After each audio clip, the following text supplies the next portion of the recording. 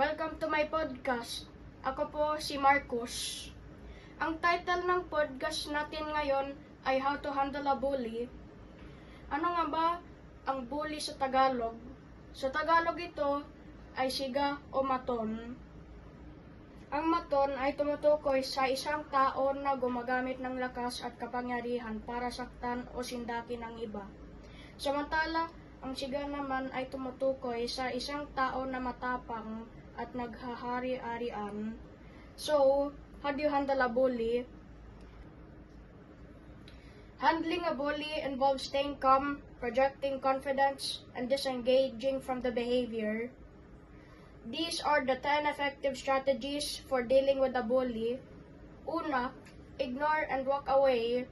Bullies often seek a reaction, acting indifferent, ignoring them, or walking away with your head held high removes their power.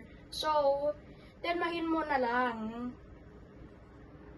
Ikalawa, use confident body language.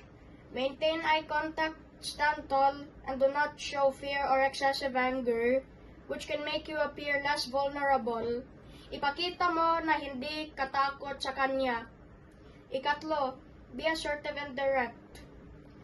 Calmly tell the bully, stop, or I'm not comfortable with that, without yelling or appearing aggressive. Maging kalmado at huwag ipakitang apektado ka. Ikaapat, use humor or deflection. In some cases, laughing off a comment or using wit can disarm a bully. Ang pagbibiro o pagsagot ng nakakatawa ay pwedeng makabigla sa bully at magpakitang hindi ka tinatablan ng panunukso nila. Ikalima, question the behavior. Shift the focus by asking neutral questions like, did you mean to be hurtful or are you okay? To make them reflect on their own actions. Dahil dito, mapapaisip sila sa kanilang ginagawa. Ika-6, document everything. Keep a record of the dates, times, and details of bullying incidents to report to authorities para kapag kailangan mo mag-report, may pruweba ka. Ika-7, report the bullying. Tell a teacher, coach, manager, or parent immediately, especially if you feel threatened or unsafe. Huwag matakot magsumbong. Ika-8, build a support system. Avoid being alone and stay with friends or peers who can provide support, as bullies are less likely to act when you are in a group. Ika-9, do not retaliate physically. Engaging in physical fights can make the situation worse and get you into trouble, pero matuto kang lumaban kung kinakailangan. And lastly, build your confidence.